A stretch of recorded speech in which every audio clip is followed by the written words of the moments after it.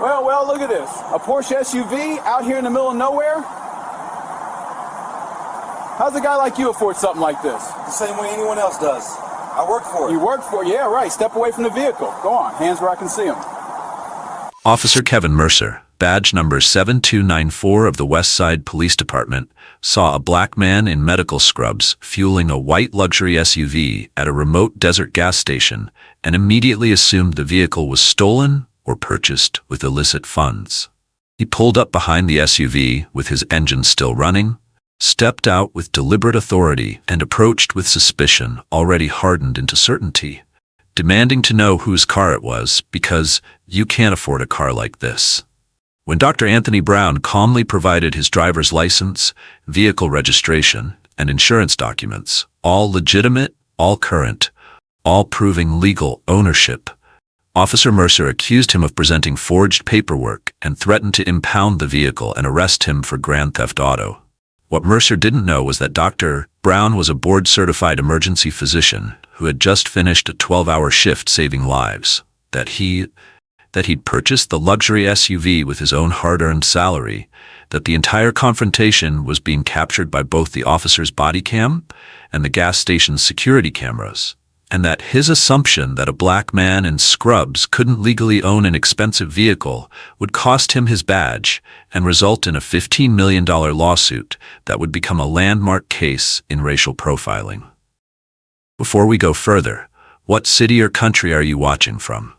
Drop it in the comments. We love seeing where you're tuning in from. If you believe that owning a luxury car while black isn't a crime and shouldn't be treated as suspicious, that success shouldn't require constant proof of legitimacy, then like this video and subscribe. The desert stretched endlessly in every direction, flat and brown and empty. The heat rose from the asphalt in waves, making everything shimmer like it wasn't quite real. Dr. Anthony Brown stood at pump number 3, watching the numbers climb on the screen. His white luxury SUV gleamed in the harsh sunlight, looking completely out of place in the middle of nowhere. He was exhausted, bone-tired. The kind of tired that came from 12 straight hours in the emergency room, dealing with emergencies, making split-second decisions, holding lives in his hands. All he wanted was to fill the tank and drive home. His blue medical scrubs were wrinkled and stained with coffee. His stethoscope still hung around his neck because he'd been too tired to take it off. His eyes burned from lack of sleep. The gas pump clicked steadily. Dr. Brown stared at the desert, thinking about his bed, about silence, about rest. Then he heard it, the low rumble of an engine. He turned and saw a police cruiser rolling into the gas station. It moved slowly, too slowly, like it was hunting something. Dr. Brown watched as it passed the other empty pumps, past the vacant parking spaces, and stopped directly behind his SUV. The engine didn't turn off. It just sat there, idling, blocking him in. Dr. Brown frowned. Something felt wrong. The officer inside didn't move. He just sat there in his car, staring, watching, studying. Dr. Brown had seen that look before, that careful, suspicious stare. It wasn't curiosity, it was judgment. Finally, the cruiser door opened. Officer Kevin Mercer stepped out. He was a white man in his 40s with a thick build and a face that looked used to being in charge. His uniform was crisp and clean. His badge glinted in the sun, number 7294.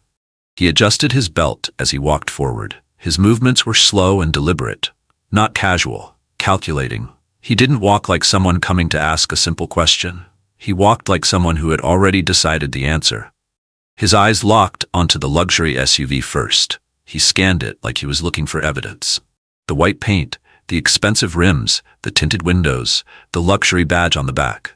Then his eyes moved to Dr. Brown, and his expression changed. His jaw tightened. His eyes narrowed. He walked closer, still studying the car, still studying Dr. Brown, like he was trying to solve a puzzle that didn't make sense to him. A black man. Medical scrubs. A luxury vehicle. The officer's face said it all. Something didn't add up. "Hey," the officer said. His voice was flat and cold. Dr. Brown turned to face him fully. "Yes, officer?" The officer didn't return the greeting, didn't smile, didn't nod. Instead, he pointed at the SUV with his chin and asked, "Whose car is this?" Dr. Brown blinked. The question caught him off guard, not because he didn't know the answer, but because of the tone, the suspicion dripping from every word. "It's mine," Dr. Brown said simply. The officer let out a short laugh. It wasn't friendly, it was mocking. "No," he said, stepping closer. "I mean, who's it registered to?" Dr. Brown felt something shift inside him. A small alarm bell ringing in the back of his mind. This wasn't a normal question. This wasn't a friendly conversation. "It's registered to me," Dr. Brown said, keeping his voice calm and even. The officer stared at him. A long, uncomfortable silence stretched between them. The kind of silence that said, "I don't believe you." The officer's eyes traveled from Dr. Brown's face down to his scrubs, then back to the car. Back and forth, like he was searching for proof that this didn't make sense. Then Officer Mercer stepped even closer. His voice dropped, becoming harder, more aggressive. "You're telling me this is your car?" "Yes," Dr. Brown said. "That's exactly what I'm telling you." The officer's hand moved to rest on his belt, close to his weapon. Not threatening yet, but close enough to send a message. "Where'd you get a car like this?" he asked. Dr. Brown's exhaustion was being replaced by something else now. Frustration, anger, the slow-burning realization of what was happening here. "I bought it," Dr. Brown said, "with my own money." The officer tilted his head, studying Dr. Brown like he was a suspect in a crime that hadn't even been committed yet. "Must have been some paycheck," the officer said, his voice dripping with sarcasm. Dr. Brown felt his jaw tighten. He took a slow breath, forcing himself to stay calm. "I work hard for my money," he said quietly, "just like anyone else."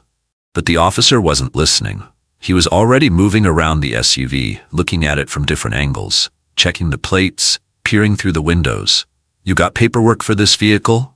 Officer Mercer asked, not even looking at Dr. Brown anymore. "Of course I do," Dr. Brown said. "Let me see it." Dr. Brown paused. "Am I being pulled over? Did I do something wrong?" The officer turned back to face him, his expression hardening. "I'm asking to see your paperwork. That's not a request." Dr. Brown stared at him for a moment. He knew his rights. He knew this stop had no legal basis, but he also knew what happened when black men argued with police officers. So he reached into his pocket slowly, carefully, and pulled out his wallet. He handed over his driver's license. The officer took it and barely looked at it before asking, "Registration? Insurance?" Dr. Brown opened the driver's side door and retrieved the papers from the glove compartment. All legitimate, all up to date, all proving that this vehicle was legally his. He handed them to Officer Mercer. The officer took them and started flipping through them, his eyes scanning each page with theatrical suspicion. Dr. Brown watched him, feeling the situation slipping further and further away from normal. This wasn't a traffic stop. He hadn't been speeding, hadn't run a red light, hadn't done anything wrong.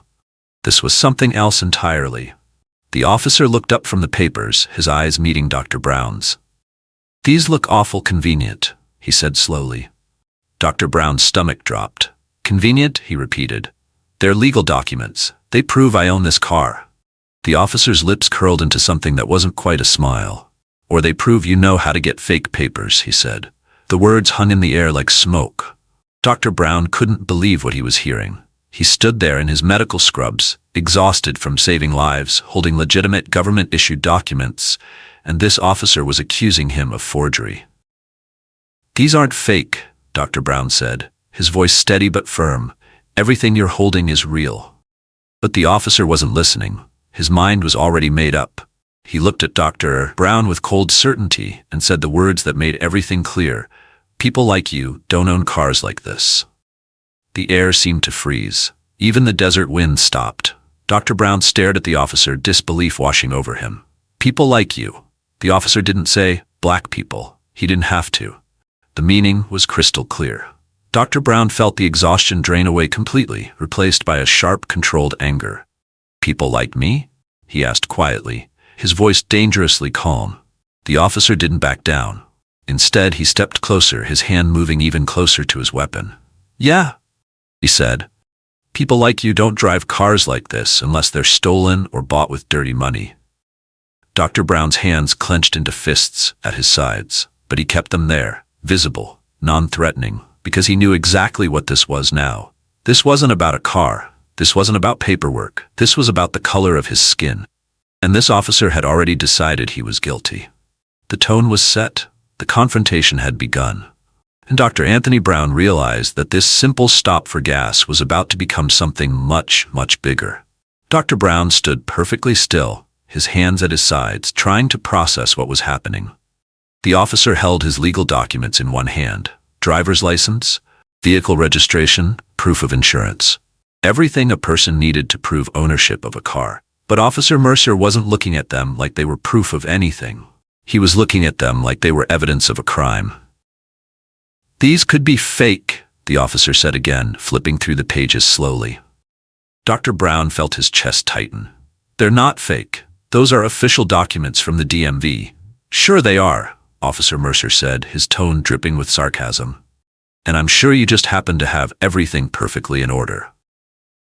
"That's because I follow the law," Dr. Brown said, fighting to keep his voice level. The officer looked up at him with a smirk. "Or because you knew you'd need fake papers that looked real." Dr. Brown couldn't believe what he was hearing. The logic didn't even make sense. If the papers looked real, they were fake? If they were in order, that was suspicious? "Sir," Dr. Brown said carefully, "those documents have holograms, official seals, everything. You can verify them right now. Call it in, check the VIN, check my license. It'll all match." Officer Mercer waved his hand dismissively. "Oh, I'm sure it'll match. These theft rings are getting more sophisticated every day." "Theft rings?" Dr. Brown repeated, his voice rising slightly despite himself. "I'm not part of any theft ring. I'm a doctor. I bought this car legally." The officer's eyes narrowed. "A doctor, huh?" "Yes, I work at County Medical Center. I just finished a 12-hour shift in the emergency room." Dr. Brown gestured to his scrubs, to the stethoscope around his neck, to the hospital ID badge clipped to his pocket. But the officer barely glanced at any of it. "Anyone can buy scrubs," he said flatly. "Anyone can buy a fake stethoscope. That doesn't prove anything." Dr. Brown felt something break inside him, a small crack in his calm exterior. This officer wasn't interested in the truth. He wasn't interested in evidence. He had already decided what the truth was before he even stepped out of his cruiser. "Look at the registration," Dr. Brown said, trying one more time. "My name is on it. Anthony Brown. Look at my driver's license. Same name, same address, everything matches." Officer Mercer held up the registration and squinted at it like he was examining a counterfeit bill. "These are too clean," he said. Dr. Sret Brown blinked. "What?" "These documents. They're too new, too perfect, like they were just printed yesterday. Because I keep my paperwork in good condition," Dr. Brown said, his frustration finally showing. "That's not a crime." The officer's hand moved to his belt again, closer to his weapon. "Lower your voice, sir." Dr. Brown took a deep breath and forced himself to calm down. Getting angry would only make this worse. He knew that. He'd seen enough news stories to know exactly how this could end if he lost his temper. "I apologize," Dr. Brown said quietly, "but you have to understand, I haven't done anything wrong. I'm just trying to get home." "Then you won't mind answering a few more questions," Officer Mercer said. "I've already answered your questions. I've shown you my documents. What else do you want?" The officer folded his arms across his chest. "I want to know how a guy in medical scrubs can afford a car that costs more than most people make in 5 years." Dr. Brown felt his jaw clench. "Because I'm a physician. I went to medical school. I did my residency. I work long hours saving people's lives. And yes, I get paid well for it." "Aha," the officer said, clearly unconvinced. "And what kind of doctor makes enough to buy a car like this?" "An emergency room physician," Dr. Brown said through gritted teeth. "Which is what I am." Officer Mercer looked him up and down slowly, his expression full of doubt. "See, that's what doesn't make sense to me," he said. "Because in my experience, the only people driving cars like this are drug dealers, professional athletes, or trust fund kids. And you don't look like any of those." The words hit Dr. Brown like a slap. "So what do I look like to you?" he asked, his voice dangerously quiet. The officer didn't answer directly. Instead, he said, "I think you're running some kind of scam. I think you either stole this car, or you're using it for something illegal, or these papers are forged. Maybe all three." Dr. Brown shook his head in disbelief. "Based on what? Based on the fact that I'm black?" "Based on the fact that your story doesn't add up," Officer Mercer shot back. "My story is the truth," Dr. Brown said, his voice rising again. "Every word I've told you is the truth. I own this car. I bought it legally. I have the paperwork to prove it. Or you have good fake paperwork, the officer said calmly. Dr. Brown wanted to scream. This was insane. Completely insane. He'd provided every single piece of documentation the officer had asked for. His driver's license was real. His registration was real. His insurance was real. Everything matched. Everything was legitimate. But none of it mattered, because Officer Mercer had already decided the truth before he looked at a single document. I want to search your vehicle, the officer said suddenly. Dr. Brown's blood ran cold. No? No? The officer repeated, his eyebrows rising. You don't have probable cause, Dr. Brown said. I haven't committed any crime. You can't search my car without my permission or a warrant. Officer Mercer's face darkened. I have reasonable suspicion that this vehicle is stolen. Based on what? Based on the fact that you can't explain how you can afford it. I did explain, Dr. Brown said. I'm a doctor. I showed you my hospital ID. Which could be fake, the officer said. It's not fake. Nothing I've shown you is fake. The officer stepped closer, his voice dropping to a threatening tone. Sir, if you don't cooperate, I'm going to assume you have something to hide. Dr. Brown felt trapped. He knew his rights, but he also knew that asserting them could be seen as resisting, and resisting could lead to violence, or worse. I'm not hiding anything, Dr. Brown said slowly. But I know my constitutional rights, and I'm not consenting to a search. Officer Mercer's lips pressed into a thin line. Fine. Then I'm going to call for backup, and we're going to figure out exactly what's going on here. There's nothing to figure out, Dr. Brown said, his voice cracking with frustration. I'm a doctor pumping gas, that's all. But the officer had already turned away, walking back toward his cruiser to make the call. Dr. Brown stood there alone at the pump, surrounded by the endless desert, holding his legitimate documents in his shaking hands. And he realized with growing horror that this wasn't going to end quickly. This wasn't going to end easily. This officer wasn't going to believe him, no matter what he said or what he showed him. Because in Officer Mercer's mind, the truth had already been decided. And the truth was simple. Black men don't own luxury cars. Everything else was just noise. Officer Mercer walked back from his cruiser with a confidence that made Dr. Brown's stomach turn. Backup was on the way. This was really happening. The officer stopped a few feet away, arms crossed, studying Dr. Brown like he was a puzzle to solve. So let me get this straight, Officer Mercer said. You're telling me you're a doctor? Yes, Dr. Brown said, exhausted. For the fourth time, yes. I'm an emergency room physician. And you bought this car with your salary? Yes. All legal. All above board. Yes. The officer shook his head slowly, a mocking smile on his face. See, that's where I'm having trouble believing you, he said. Because people like you don't drive cars like this. There it was again. People like you. But this time, Dr. Brown wasn't going to let it slide. People like me? He repeated, his voice sharp. What exactly do you mean by that, officer? Officer Mercer's smile faded. I mean people who work regular jobs, people who aren't celebrities or CEOs. That's not what you meant, Dr. Brown said, his eyes locked on the officer's face. You meant black people. The officer's jaw tightened. I didn't say that. You didn't have to, Dr. Brown said. We both know what you meant.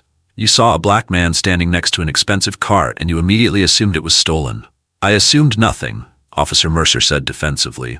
I'm doing my job. I see a suspicious situation. I investigate. What's suspicious about it? Dr. Brown demanded. A man pumping gas into his own car? That's suspicious to you? A man who can't explain how he can afford the car he's driving, the officer shot back. I explained it perfectly, Dr. Brown said, his voice rising. I'm a physician. I make a good salary. I saved my money and bought a car. That's how capitalism works. The officer stepped closer, his face hardening. Lower your voice, sir. No, Dr. Brown said, standing his ground. I'm done being polite while you accuse me of crimes I didn't commit. I'm done pretending this is anything other than what it is. And what is it? The officer asked, his hand moving toward his weapon again. Racial profiling, Dr. Brown said clearly. You stopped me because I'm black. You don't believe my documents because I'm black. You think I stole this car because I'm black. That's what this is. That's what this has been from the moment you got out of your cruiser. Officer Mercer's face flushed red. That's a serious accusation. It's the truth, Dr. Brown said, and you know it. I'm doing my job, the officer insisted. I have every right to investigate suspicious activity. There is no suspicious activity, Dr. Brown shouted. I'm standing here in broad daylight at a gas station with legal documents proving I own this car. The only thing suspicious here is your behavior. The officer's hand was fully on his weapon now, though he hadn't drawn it yet. Sir, you need to calm down, he said, his voice low and threatening.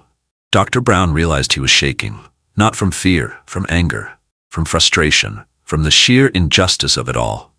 He'd spent 12 hours saving lives.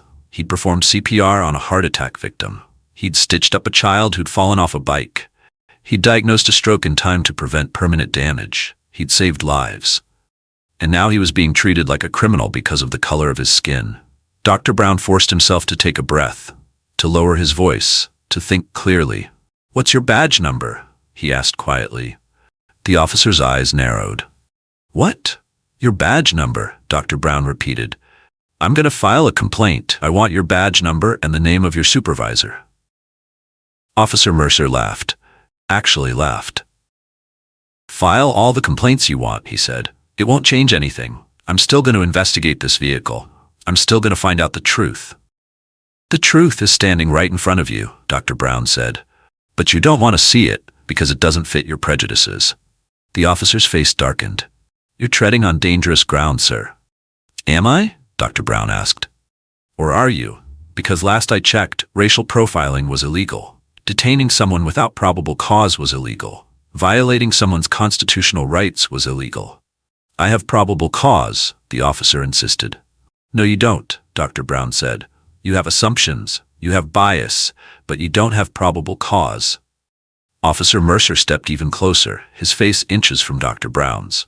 I have the right to investigate any vehicle I deem suspicious, he said slowly. And this vehicle is suspicious. The fact that you're getting so defensive about it only makes it more suspicious. Dr. Brown stared at him, seeing clearly now what he was dealing with. This officer wasn't going to back down. He wasn't going to admit he was wrong. He wasn't going to apologize. He was going to double down, triple down. He was going to escalate this until Dr. Brown either submitted completely or until something worse happened. I want to speak to your supervisor, Dr. Brown said firmly. My supervisor will tell you the same thing I'm telling you, Officer Mercer said. Then call them. Right now. The officer smiled, but it wasn't friendly. It was the smile of someone who knew they had power and were enjoying using it. Backup is already on the way, he said. They'll be here any minute. And when they get here, we're going to sort this whole thing out. There's nothing to sort out, Dr. Brown said. We'll see about that.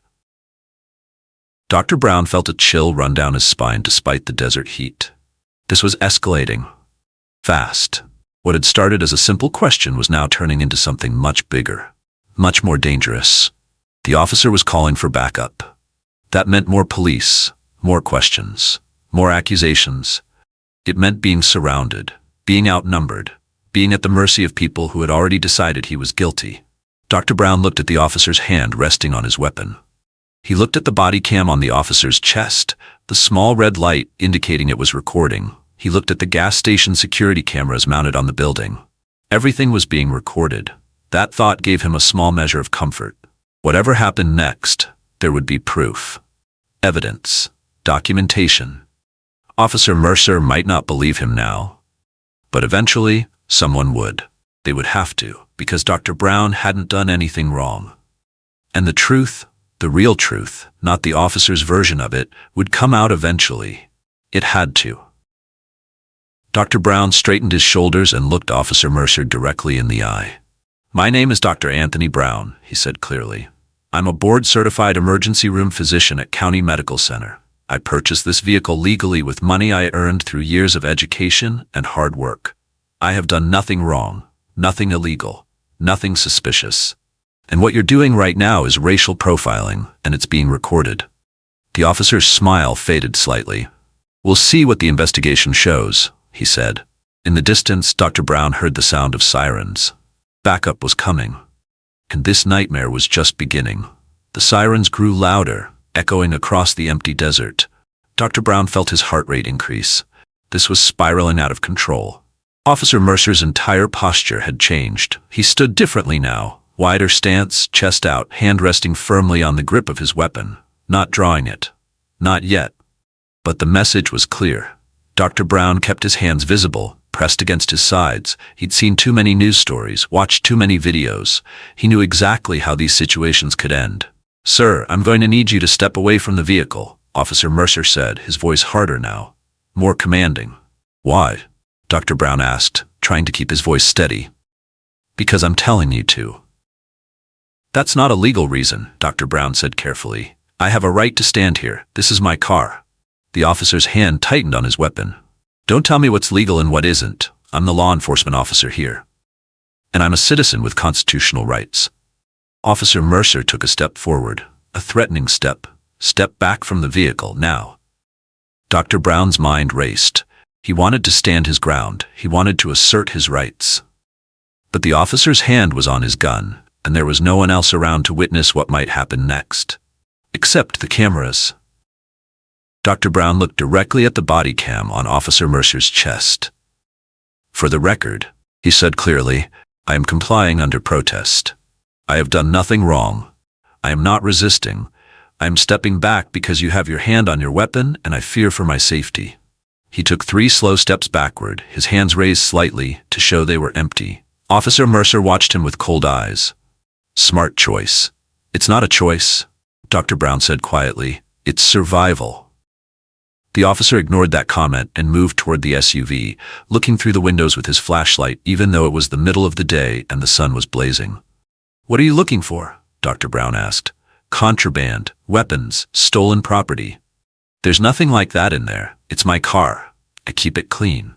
Officer Mercer straightened up and looked at him. "If it's so clean, you won't mind me searching it." "I already told you. I don't consent to a search." The officer's jaw clenched. "You're not making this easy on yourself." "I'm exercising my rights," Dr. Brown said. "That's not illegal." "No, but it's suspicious." Dr. Brown almost laughed. The absurdity was overwhelming. Following the law was suspicious. Knowing his rights was suspicious. Being black and owning a nice car was suspicious. Everything about him was suspicious to this officer, except the truth.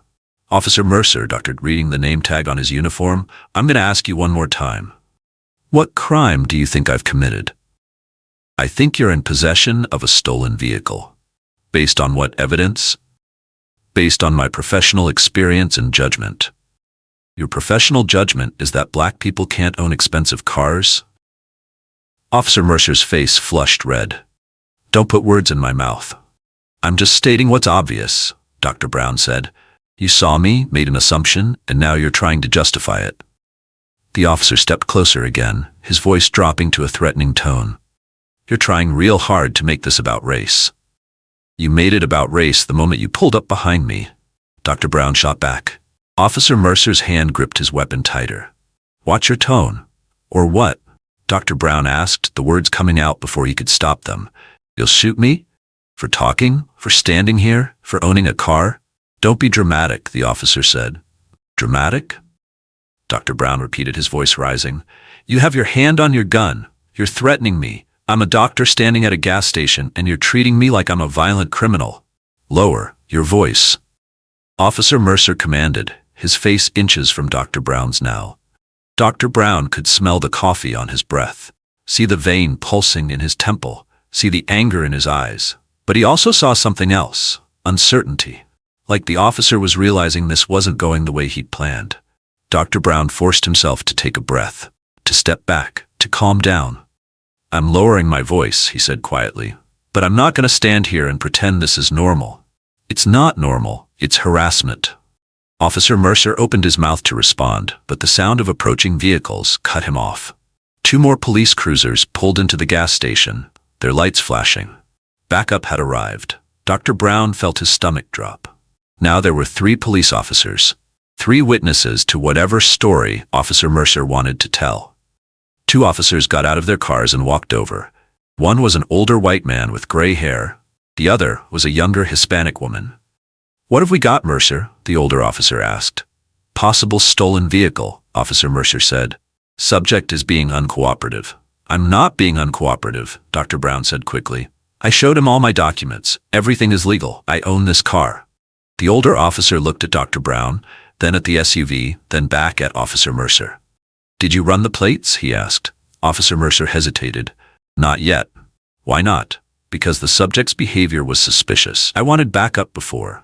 Run the plates, Mercer, the older officer said, cutting him off. Officer Mercer looked like he wanted to argue but walked back to his cruiser instead. The older officer turned to Dr. Brown.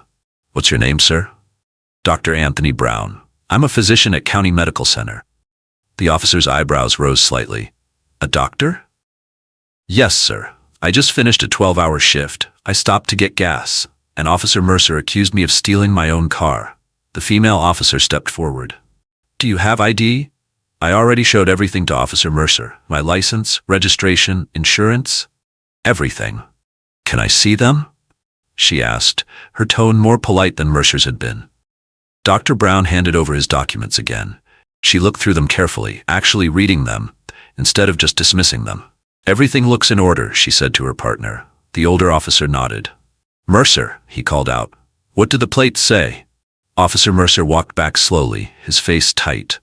They come back clean, registered to Anthony Brown at an address in the city. Same name on his license? The older officer asked. Yeah, Mercer admitted reluctantly. The older officer turned to Dr. Brown. I apologize for the confusion, Dr. Brown. You're free to go. Dr. Brown felt a wave of relief wash over him, but it was mixed with anger. Confusion? He repeated. This wasn't confusion. This was profiling. Your officer stopped me because I'm black and driving an expensive car. He accused me of theft, forgery, and drug dealing. He threatened me, put his hand on his weapon, all because of the color of my skin. The older officer's face grew serious.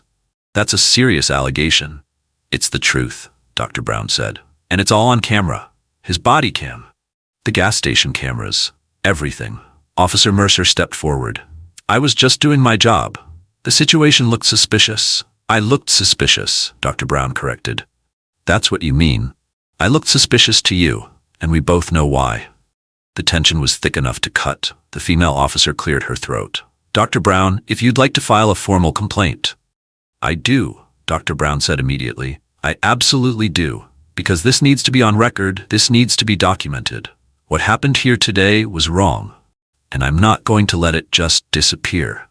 Officer Mercer's face had gone pale. For the first time since this started, Dr. Brown saw something that looked like fear in the officer's eyes. Because maybe, just maybe, Officer Mercer was beginning to realize he'd made a terrible mistake. The flashing lights had drawn attention. Dr. Brown watched as a pickup truck slowed down on the highway, the driver staring at the scene. A moment later, another car pulled into the gas station, a family in a minivan. They parked at a different pump but didn't get out. They just watched. The gas station clerk had come outside too, standing in the doorway with his arms crossed. What had been a private confrontation was now a public spectacle. 3 police cruisers, 4 officers, 1 black man in medical scrubs surrounded by flashing lights. Dr. Brown felt the weight of their stares, the judgment, the questions forming in their minds. What did he do? Why are the police here? Is he dangerous? He wanted to scream at them, to tell them he'd done nothing wrong, that he was the victim here, not the criminal. But he couldn't, because he was still surrounded by police officers, and any sudden movement could be seen as a threat.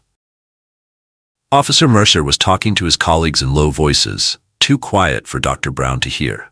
But he could see their body language. The older officer looked skeptical.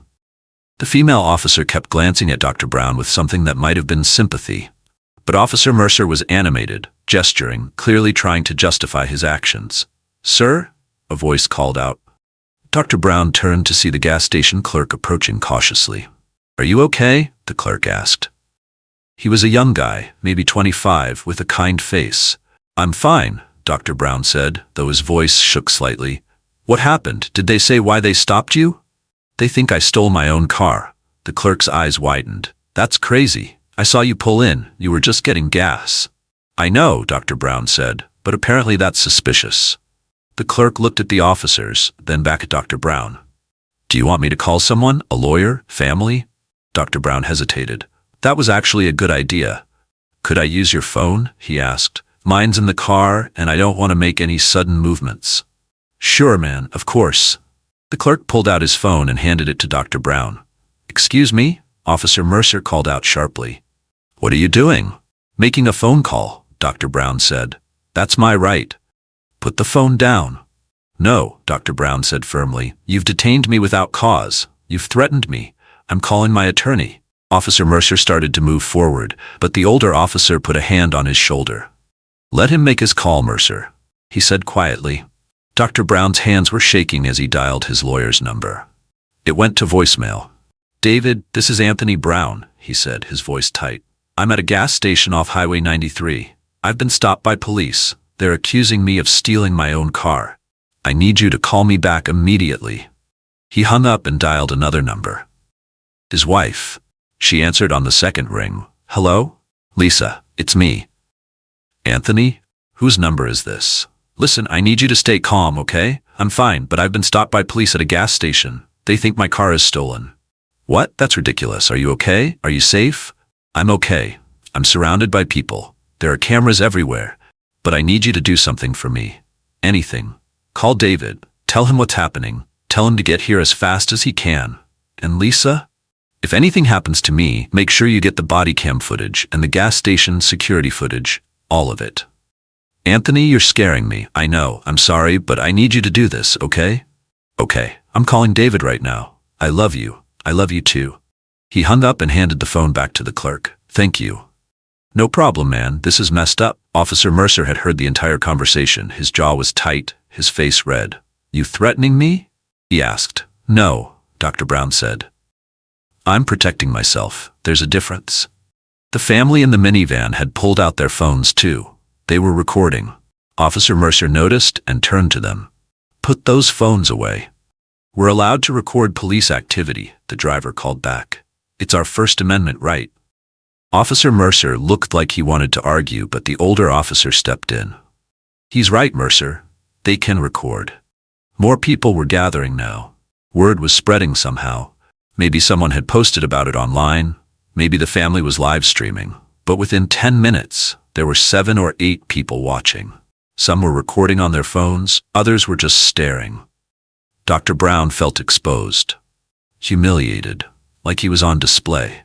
This was what it felt like to be criminalized in public, to have your dignity stripped away while strangers watched and judged.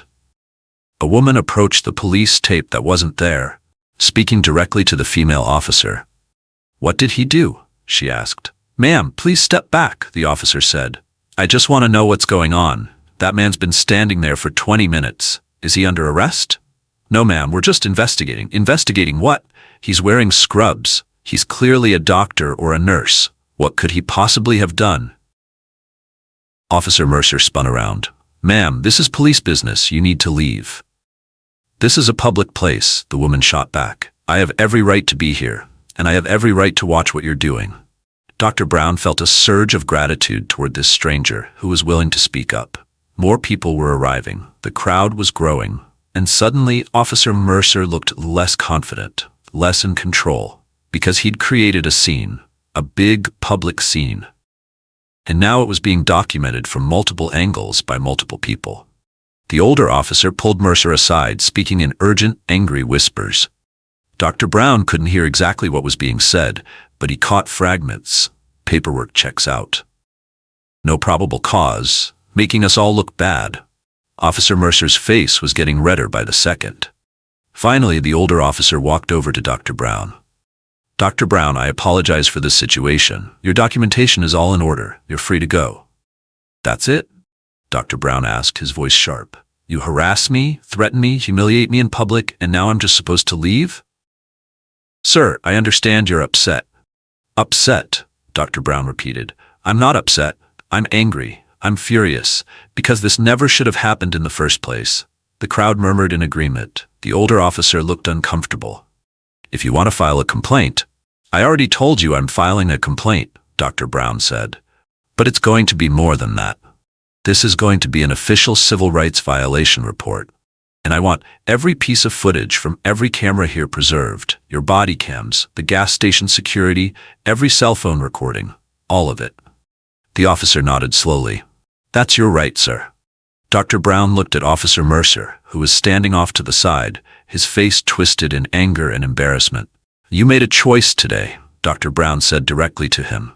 You saw a black man and assumed criminality. You rejected evidence. You escalated a simple situation into this circus, and now you're going to face the consequences. Officer Mercer opened his mouth to respond, but Dr. Brown held up his hand. Save it, he said. Save it for your disciplinary hearing. Save it for the lawsuit. Save it for when you have to explain to your superiors why you cost this department millions of dollars. The crowd had gone silent, watching this confrontation unfold. Dr. Brown turned to the gas station clerk. Can you make sure I get a copy of your security footage? He asked. Absolutely, the clerk said. I'll save it myself, and I'll testify if you need me to. Me too, the woman who'd spoken up earlier said. I saw everything. I'll be a witness. Several other people nodded and called out their agreement.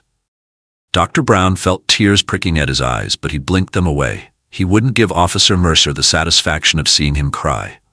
Instead, he straightened his shoulders, walked to his SUV, and got in. His hands were shaking as he started the engine. Through the windshield, he could see Officer Mercer watching him with cold, angry eyes. And Dr. Brown knew, absolutely knew, that this wasn't over. Not by a long shot. Dr. Brown sat in his car, gripping the steering wheel so hard his knuckles turned white. He should just drive away. Leave this nightmare behind. Go home to his wife and try to forget this ever happened. But he couldn't move. Something inside him had broken. Some final thread of patience that had been holding everything together.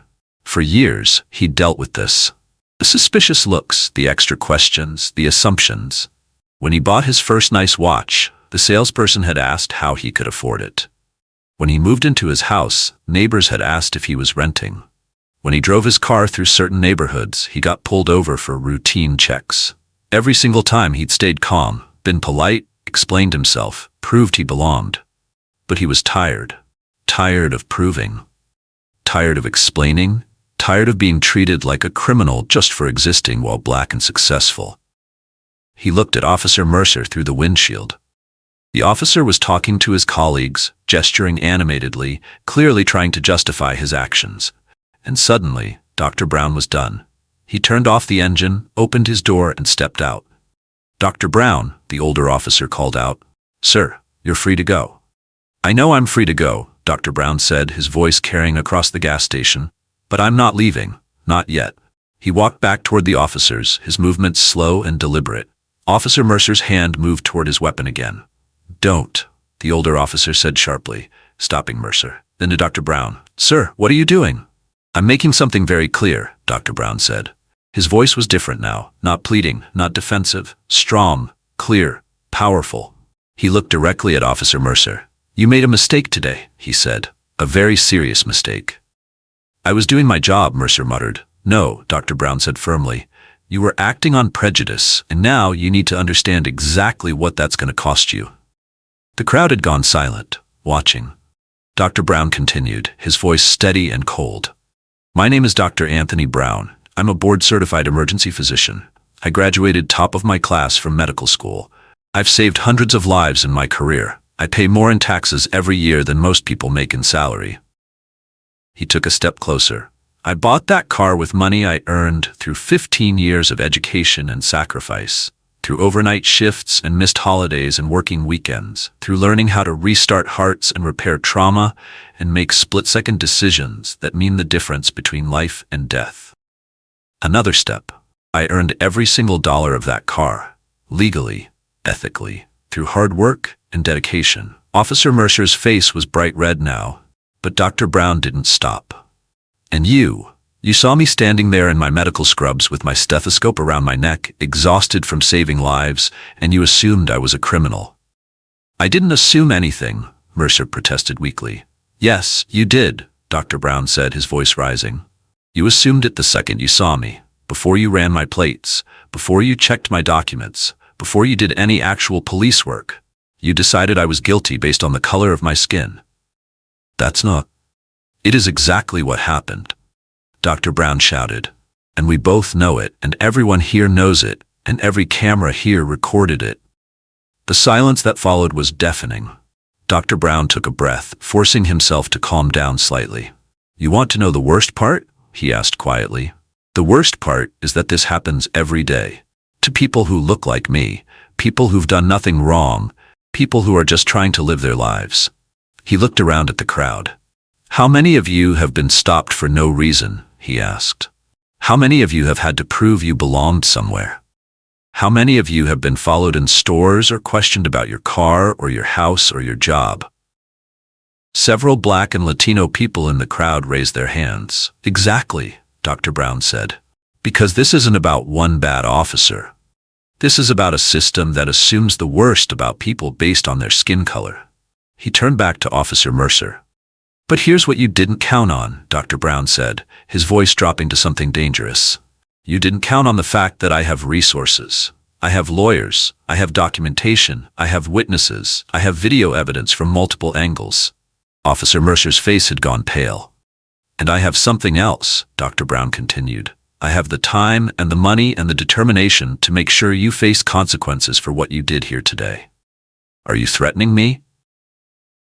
Mercer asked, his voice cracking slightly. No, Dr. Brown said coldly. I'm promising you, I'm going to file a formal complaint with your department. I'm going to file a civil rights lawsuit. I'm going to contact the media. I'm going to make sure everyone knows exactly what happened here. He leaned in closer, his voice barely above a whisper but carrying absolute conviction. By the time I'm done, you're going to wish you'd just driven past this gas station. You're going to wish you'd trusted the evidence. You're going to wish you'd treated me like a human being instead of a suspect. Officer Mercer tried to maintain his composure, but Dr. Brown could see the fear in his eyes now. This is going to cost you your badge, Dr. Brown said quietly. And it's going to cost this department millions of dollars. And the only person responsible for that is you. He straightened up and looked at the older officer. I want his badge number. I want your badge numbers. I want the names of everyone who was here, and I want written confirmation that all Bodycam footage and security footage is being preserved. The older officer nodded slowly. We'll provide all of that, Dr. Brown. Good, Dr. Brown said, because my lawyer is on his way. And we're going to make sure every single detail of this is documented properly. He turned to the crowd. Thank you for being here. Thank you for recording. Thank you for being witnesses. If any of you are willing to provide statements, please leave your contact information with the gas station clerk. Several people nodded and started writing down their information. Dr. Brown turned back to Officer Mercer one final time. You had a choice today, he said. You could have treated me with dignity. You could have run my plates, seen they were clean, and moved on. You could have been a professional. His voice hardened. But instead, you chose to humiliate me, to threaten me, to violate my rights, and now you're going to learn that actions have consequences. Officer Mercer opened his mouth to respond, but no words came out. Dr. Brown walked back to his SUV with his head held high. As he got in and started the engine, he could see Officer Mercer standing there, surrounded by cameras and witnesses, looking small and defeated. And for the first time since this nightmare started, Dr. Brown felt something like hope, because maybe, just maybe, this time would be different.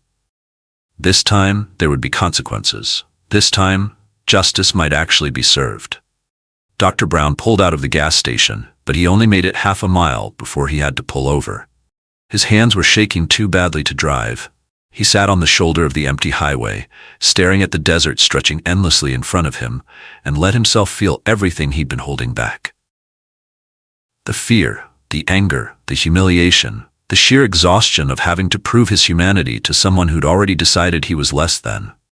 His phone rang. It was his lawyer, David Martinez. Anthony, I just got your wife's message. Are you okay? Where are you? I'm okay, Dr. Brown said, though his voice was shaking. I'm pulled over on Highway 93. The police let me go, but David, it was bad, really bad. Tell me everything. Don't leave anything out. Dr. Brown recounted the entire encounter, every detail, every word, every threat.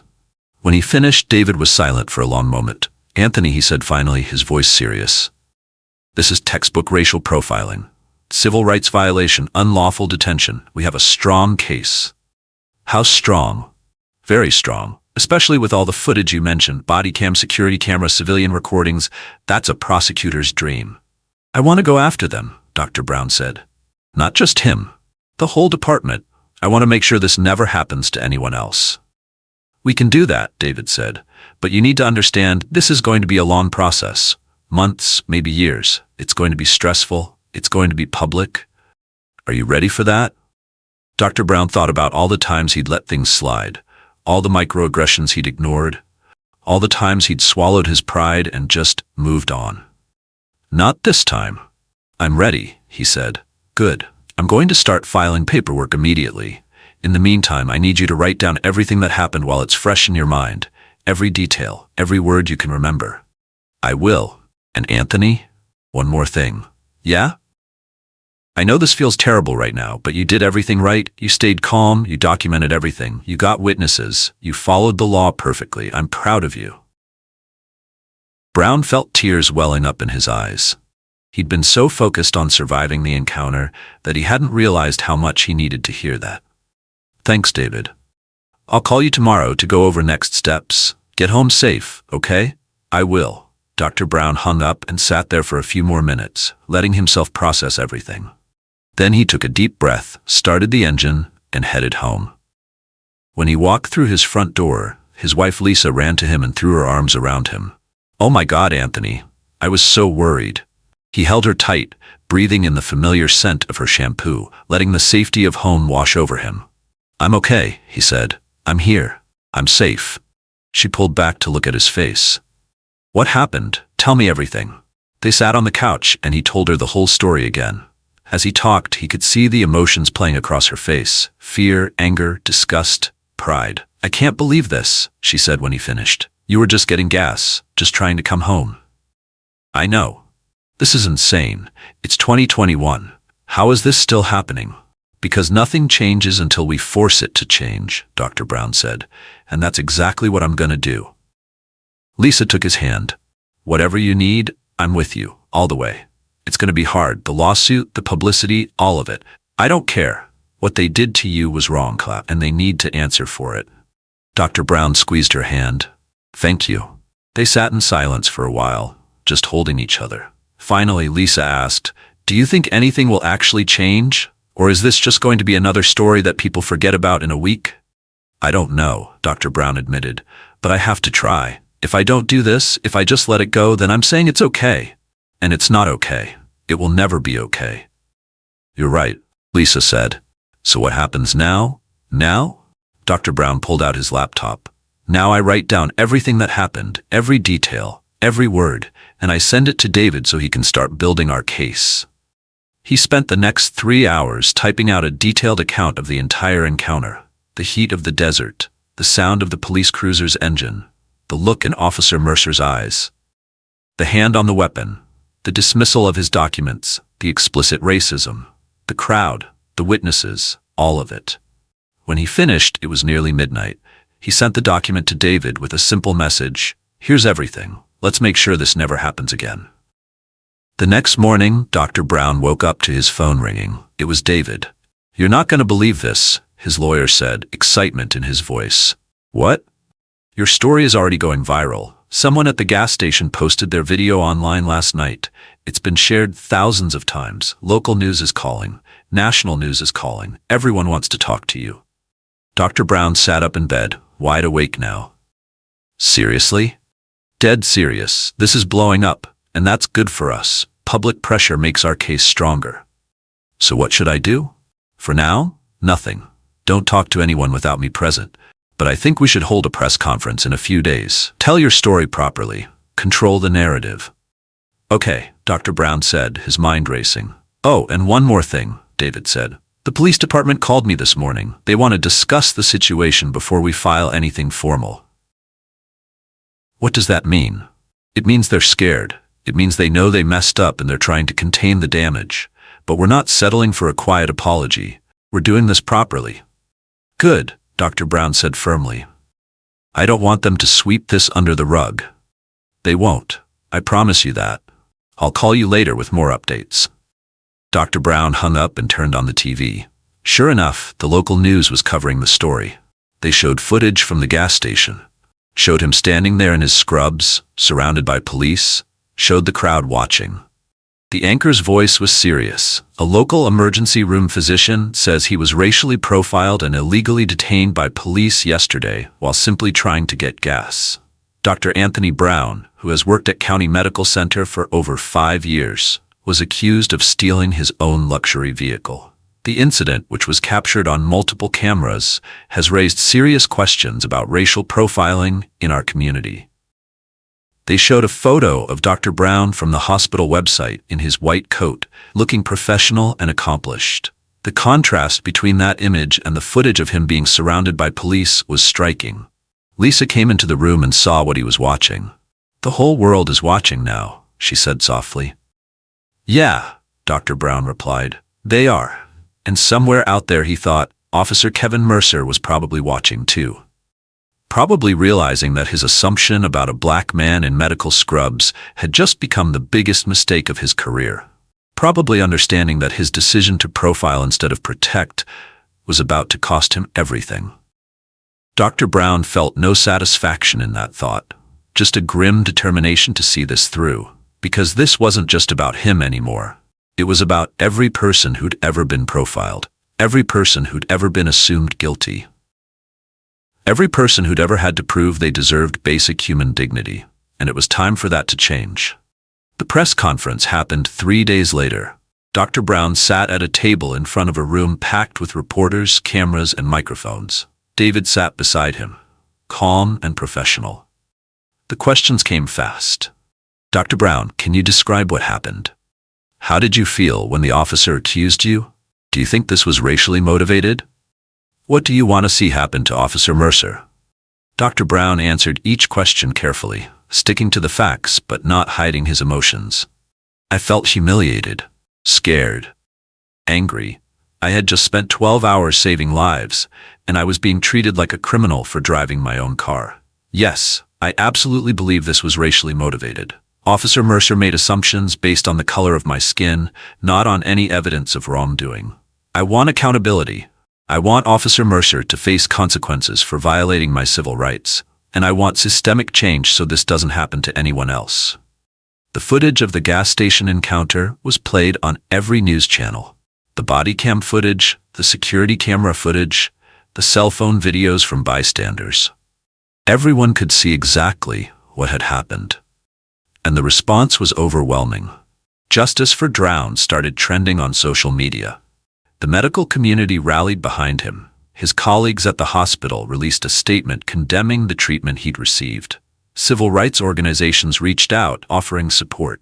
But there was also backlash. Some people defended Officer Mercer, saying he was just doing his job. Others claimed Dr. Brown was playing the race card. A few even suggested he must have done something to provoke the stop. Reading those comments made Dr. Brown's blood boil, but David advised him to ignore them. "Focus on the facts," David said. "Focus on the case. Don't get dragged into arguments with people who will never change their minds." Meanwhile, the Westside Police Department was scrambling. They released a statement saying they were conducting a thorough investigation into the incident and that they took allegations of misconduct seriously. But Dr. Brown and David weren't satisfied with vague promises. They demanded immediate action. Within a week, Officer Mercer was placed on administrative leave. The department's Internal Affairs Division opened a formal investigation, and David filed a federal civil rights lawsuit seeking $15 million in damages. The number made headlines. "Is $15 million too much?" one news anchor asked. David appeared on the show to respond. "It's not about the money," he said. "It's about sending a message. Racial profiling has consequences. Violating someone's civil rights has consequences. And those consequences need to be severe enough to create real change." As the investigation progressed, more information came to light. Internal Affairs reviewed Officer Mercer's Bodycam footage from the past 3 years. What they found was damning. 15 similar stops, all targeting Black or Latino drivers in luxury vehicles, none resulting in actual arrests or recovered stolen property. Every single stop followed the same pattern: immediate suspicion, rejection of valid documents, escalation of threats. And in almost every case, the complaints had been quietly dismissed or buried. The department had known about Mercer's behavior and done nothing. That revelation changed everything. This wasn't just about one officer. This was about institutional failure, about a system that protected bad cops and ignored complaints from minorities. David amended the lawsuit to include the department itself for failing to address a known pattern of misconduct. The department's legal team reviewed the evidence and came to a grim conclusion. They were going to lose. The bodycam footage was too clear. The pattern was too obvious. The witnesses were too credible. Settling was their only option. But Dr. Brown didn't want a quick settlement that would let everyone off easy. He wanted accountability. He wanted transparency. He wanted change. So David negotiated specific terms, not just money, but reforms, mandatory bias training for all officers, independent review of all bodycam footage, public database of complaints and disciplinary actions, community oversight committee with real power. The department initially resisted, but the public pressure was too intense. The footage had been seen millions of times. The story had gone national. Protesters were showing up at city council meetings demanding answers. The mayor was facing calls to resign for allowing this culture to exist. Finally, 3 months after that day at the gas station, the department agreed to settle. $15 million. Complete implementation of all proposed reforms. Termination of Officer Kevin Mercer. Loss of his pension. Recommendation for federal civil rights charges. When David called to tell him the news, Dr. Brown felt a complex mix of emotions. Relief that it was over. Satisfaction that justice had been served, but also sadness that it had taken a lawsuit and national attention to create change. The day the settlement was announced, Dr. Brown gave one final press conference. This was never about the money, he said, his voice strong and clear. This was about dignity, about respect, about the right to exist in public spaces without being treated as a suspect. He looked directly into the cameras. I fought this battle because I had the resources to fight, because I had education, money, connections, and privilege that many people don't have. But how many people face this every day without body cams, without witnesses, without lawyers, without the ability to fight back? The room was silent. This settlement is a victory, but it's not the end. It's just the beginning of the work we need to do to fix a broken system. He paused, gathering his thoughts. To every person who has been profiled, who has been assumed guilty, who has been treated as less than human because of the color of their skin, I see you. I believe you, and I'm going to keep fighting. To Officer Mercer and every officer like him, your assumptions have consequences. Your prejudices have prices, and that price is your career, your reputation, and your freedom. And to the systems that protect officers like Mercer, we're watching, we're documenting. And we're not going away until real change happens. He stood up, the press conference ending. As he walked out, reporters shouted questions. What will you do with the settlement money? Dr. Brown stopped and turned back. Half goes to civil rights organizations fighting racial profiling. The other half goes into a legal fund to help people who can't afford lawyers when they face similar situations. So this money that was meant to punish the department for profiling will now be used to help other victims of profiling? Exactly, Dr. Brown said with a slight smile. Seems fitting, doesn't it? He walked out to where Lisa was waiting. She took his hand and they walked together toward their car. The same white luxury SUV that had started this whole nightmare. But Dr. Brown wasn't afraid to drive it anymore because he'd proven something important. He'd proven that standing up matters, that fighting back matters, that one person with courage and resources and determination can force change. And most importantly, he'd proven that prejudice always has a price. Sometimes that price is $15 million, sometimes it's a career, sometimes it's a pension. But always, always, there's a price. And Officer Kevin Mercer had just paid it in full. The investigation into Officer Kevin Mercer didn't stop with the settlement. Federal prosecutors had taken interest in the case. When they reviewed the evidence David had compiled, they saw something bigger than one officer's prejudice. They saw a pattern, a system, a culture. Special Agent Rachel Torres from the FBI's Civil Rights Division requested a meeting with Dr. Brown. They met at David's office a week after the settlement was announced. Dr. Brown, Agent Torres said, shaking his hand, "Thank you for meeting with me. I've reviewed your case extensively, and I have to say, your documentation was exceptional." "Thank you, Dr. Brown said, sitting down. But I'm guessing you're here for more than compliments. Agent Torres smiled slightly. You're right. We're opening a federal investigation into the Westside Police Department, and Officer Mercer specifically. She pulled out a thick folder and laid it on the table. This is what we've found so far. In the past 3 years, Officer Mercer conducted over 50 traffic stops. 42 of those stops involved Black or Latino drivers. 38 of those 42 were drivers in luxury vehicles. Dr. Brown felt his stomach tighten. 50 stops in 3 years? That's more than double the average for officers in his district, Agent Torres said. And here's the interesting part. Not a single one of those stops resulted in an arrest. Not one recovered stolen vehicle. Not one drug bust, nothing. Because they were all innocent, Dr. Brown said quietly. Exactly. He was stopping people for the crime of driving while black, over and over, for 3 years. David leaned forward. Did anyone report him? 7 people filed complaints, Agent Torres said. All 7 were dismissed by Internal Affairs as unfounded or unsubstantiated. They covered for him, Dr. Brown said, anger rising in his voice. Not just covered, enabled. We found emails from Mercer's supervisor where complaints are discussed and deliberately dismissed. There's one where the supervisor literally writes, "Mercer's just being thorough. People need to stop being so sensitive." Agent Torres pulled out another document. But here's where it gets really bad. We've identified at least 3 other officers in the same department with similar patterns. Not as extreme as Mercer, but definitely showing bias in their stops. It's systemic, David said. That's what we believe. And that's why we're launching a full civil rights investigation into the entire department. We're going to review Bodycam footage, stop data, complaint records, everything. She looked at Dr. Brown. And we'd like your help. We want you to testify before a federal grand jury about your experience. And we'd like your permission to use your case as the centerpiece of our investigation. Dr. Brown didn't hesitate. Yes, absolutely yes. It won't be easy, Agent Torres warned. The department will fight back. Their lawyers will try to discredit you. The media attention will intensify. I don't care, Dr. Brown said firmly. If there are other officers doing what Mercer did, they need to be stopped. And if the department covered it up, they need to be held accountable. Agent Torres nodded. Thank you. This kind of courage is rare. Over the next few months, the federal investigation uncovered a disturbing reality.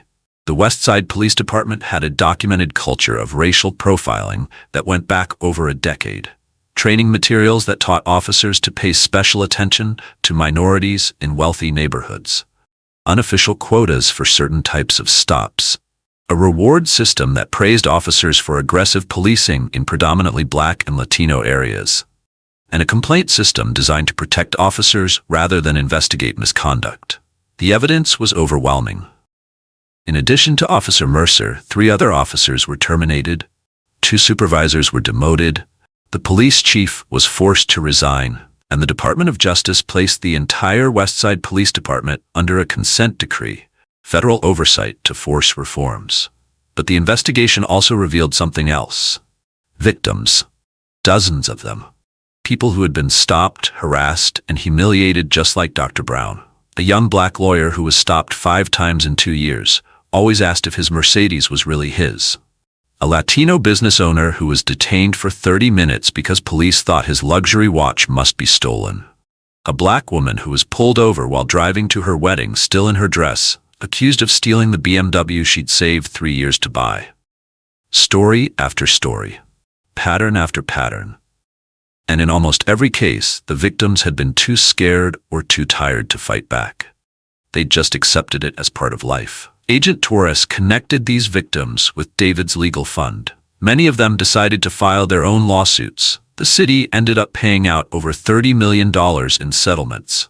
The financial impact was severe enough that the city council was forced to completely restructure how the police department operated. 6 months after the gas station incident, Dr. Brown was invited to speak at a national conference on police reform. He stood in front of hundreds of activists, lawyers, and policymakers and told his story. But he didn't just talk about what happened to him. He talked about what he'd learned. I was lucky, he said. I had resources, I had education, I had connections, I had the ability to fight back. But most people don't. Most people who face racial profiling are terrified. They're exhausted. They don't have lawyers or money or time to pursue justice. And that's exactly what these systems count on. They count on silence, on compliance, on people being too scared or too tired to challenge them. He looked out at the audience. But we can't be silent anymore. We can't accept that's just how it is. We can't let fear stop us from demanding change. Because every time we speak up, every time we document what happens, every time we fight back, we make it a little bit harder for these systems to continue. Change is slow, it's frustrating, it's exhausting, but it's possible. The West Side Police Department is now under federal oversight. 4 officers lost their jobs. Dozens of victims are getting compensation. New training programs are being implemented. Body cameras are being reviewed. Communities have a voice. None of that would have happened if I'd just driven away from that gas station and tried to forget what happened. The audience applauded, but Dr. Brown held up his hand. Don't applaud me. Support the people still fighting. Donate to legal funds. Show up at city council meetings. Record police interactions. File complaints. Demand accountability. Because lasting change doesn't come from one lawsuit. It comes from all of us, every day, refusing to accept injustice as normal. He paused, his voice becoming more intense. Officer Mercer saw me and assumed criminality. He saw my skin color and decided I couldn't possibly own that car legally. He saw me as less than human. But he was wrong, and the system that protected him was wrong. And together we proved that. So to everyone facing similar situations, document everything. Know your rights, find allies, and fight back. Because prejudice only survives in silence. And we're not going to be silent anymore. The applause was thunderous. After the conference, a young black man approached Dr. Brown. He couldn't have been more than 25. Dr. Brown, can I talk to you for a minute? Of course. The young man's hands were shaking slightly. I was stopped last month. Same thing. Cop thought my car was stolen. He made me sit on the curb for an hour while he investigated. All my paperwork was legal, but he didn't believe me. I'm sorry that happened to you, Dr. Brown said sincerely. I didn't know what to do, the young man continued. I was scared. I thought about just accepting it. But then I saw your story, and I thought, maybe I can fight too. Did you file a complaint? The young man nodded. I did. I got a lawyer from your legal fund. We're filing a lawsuit next week. Dr. Brown felt his chest tighten with emotion. This was why it mattered. This was why he'd fought. Good, he said, putting a hand on the young man's shoulder. Don't give up, even when it gets hard, even when it feels like nothing is changing. Keep fighting. I will, the young man said. Because of you. Thank you. As he walked away, Dr. Brown felt something he hadn't felt in months. Hope. Real, genuine hope that things could actually change. One case at a time. One lawsuit at a time. One brave person at a time. The investigation had exposed a pattern, but more importantly, it had exposed the truth. And truth, once revealed, was impossible to ignore. 1 year after the gas station incident, Dr. Anthony Brown stood in front of West Side Police Department headquarters. But he wasn't there to file a complaint this time. He was there for a ceremony. The city had installed a new memorial, a permanent display honoring victims of racial profiling and police misconduct. Dr. Brown's case was featured prominently, along with the stories of the other victims who had come forward. The mayor approached him, looking uncomfortable but sincere. Dr. Brown, thank you for being here, and thank you for what you've done for this community. Dr. Brown nodded but didn't smile.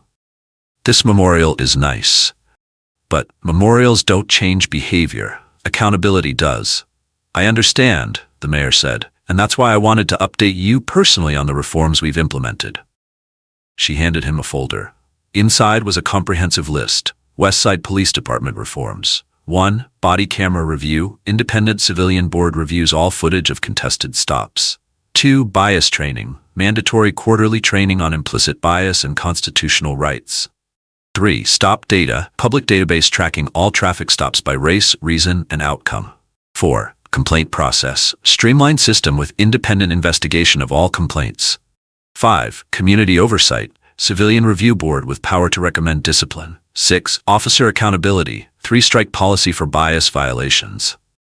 7. Hiring practices. Psychological screening for racial bias in all new recruits.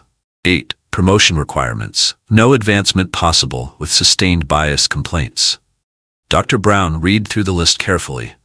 This is good, he said, but will it actually be enforced? It has to be, the mayor said. We're under federal consent decree. If we don't comply, the Department of Justice can take over the entire department. Good, Dr. Brown said firmly. The mayor hesitated, then said, I owe you an apology. On behalf of the city, this should never have happened to you, and it should never have been allowed to continue for so long. Apology accepted, Dr. Brown said. But don't apologize to me. Apologize to every person who was profiled before me. Every person who didn't have the resources to fight back. Every person who was told their complaint was unfounded. The mayor nodded, tears forming in her eyes. You're right, I will. Later that day, Dr. Brown met with David at a coffee shop. So David said, sliding a document across the table. This is the final accounting of the settlement distribution. Dr. Brown looked at the numbers. Total settlement, $15,000. Legal fees and costs, $3,000. Civil rights organizations, $6,000. Legal aid fund, $5,000. Dr. Brown, $1,000. You're keeping less than 7%, David said. Are you sure about this? Dr. Brown nodded. I don't need the money. I have a good salary. I have everything I need. But there are people out there who can't afford lawyers, who can't afford to fight back. This money can help them. You're a good man, Anthony, David said. I'm just doing what's right, Dr. Brown replied. They sat in silence for a moment. Have you heard what happened to Mercer? David asked. Dr. Brown shook his head. No, tell me.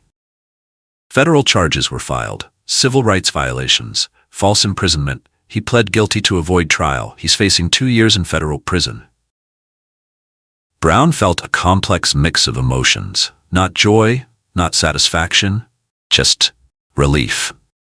Good, he said quietly. The other officers who were fired have been blacklisted, David continued. None of them will ever work in law enforcement again. What about the supervisors who covered up the complaints? Demoted. 2 of them resigned. 1 is facing federal charges for obstruction. Dr. Brown nodded. What about the other victims, the ones who came forward after my case? 43 total lawsuits filed. 38 have settled. The city has paid out over $30 million in total. $30 million, Dr. Brown repeated. Maybe that will finally get their attention. It already has, David said. The city council completely restructured the police budget. They're investing millions in community programs, mental health services, and de-escalation training. That's what I wanted, Dr. Brown said. Not revenge. Change. David smiled. You got it. Real, substantive change. Your case literally transformed how this city does policing. 6 months later, Dr. Brown was back at work in the emergency room. It was a normal Tuesday night. Busy but manageable. He was treating a patient with chest pain when one of the nurses approached him. Dr. Brown, there's someone here asking for you. I'm with a patient, Dr. Brown said, focused on reading the EKG. I told them that, but they said it's important. It's a police officer. Dr. Brown's stomach dropped. His hands froze over the EKG. It's okay, the nurse said quickly, seeing his reaction. He's not here to cause trouble. He just wants to talk to you. Dr. Brown finished stabilizing his patient and stepped out into the hallway. A young black police officer was waiting, his uniform crisp and new. Dr. Brown? He asked nervously. Yes? I'm Officer James Washington. I just finished the academy last month. I'm part of the first class trained under the new reform curriculum. Dr. Brown studied him. Okay, what can I do for you? Officer Washington looked nervous but determined. I wanted to thank you for what you did, for fighting back. Dr. Brown was surprised. Thank me? Yes, sir. Before your case, the academy training barely mentioned bias or civil rights. It was all about enforcement and control. But now, half our training is about community policing, de-escalation, and constitutional rights. The young officer pulled out a card from his pocket. They made us study your case. We watched the body cam footage. We analyzed every mistake Officer Mercer made. And our instructors told us, this is what happens when you let bias guide your decisions instead of evidence. Dr. Brown felt his throat tighten. They told us your story, Officer Washington continued, about how you just finished a 12-hour shift saving lives, about how you had every legal document, about how you were treated like a criminal anyway. He looked Dr. Brown in the eye. That's never gonna be me, I promise you. When I put on this badge, I swore I would protect everyone equally, and I meant it. Dr. Brown didn't know what to say. I know one officer can't fix everything, Washington said. But maybe if enough of us do better, things can change, really change. Dr. Brown extended his hand. Thank you for telling me this, and thank you for wanting to be different. Officer Washington shook his hand firmly. No, sir. Thank you for having the courage to fight, for making them listen, for changing the system. As the young officer walked away, Dr. Brown felt tears forming in his eyes. This was it. This was what justice looked like. Not just punishment for Officer Mercer, not just money from the settlement, but actual, tangible change in how police officers were trained, how they thought, how they saw people who looked like him. That night, Dr. Brown drove home in his white luxury SUV. He passed a police cruiser on the highway. The officer glanced at him, noted his expensive car, and kept driving. No lights, no stop, no suspicion. Just a nod of recognition, officer to citizen. Dr. Brown realized he was holding his breath and forced himself to exhale. Maybe things really were changing. When he got home, Lisa was waiting for him. How was your day? She asked. Different, Dr. Brown said. Good different. He told her about Officer Washington's visit. That's amazing, she said, hugging him. Everything you went through, it's actually making a difference. Yeah, Dr. Brown said softly. It is. They sat together on the couch and Dr. Brown pulled out his phone. He scrolled through messages from people he'd never met. People who had been profiled. People who had fought back. People who had won. Each message said something similar. Thank you for showing us it's possible. Thank you for not staying silent. Thank you for fighting. Dr. Brown thought back to that day at the gas station. The heat, the fear, the humiliation. And he thought about everything that had come after. The lawsuit, the investigation, the reforms, the changes. It had been exhausting, painful, difficult, but worth it. Every single moment.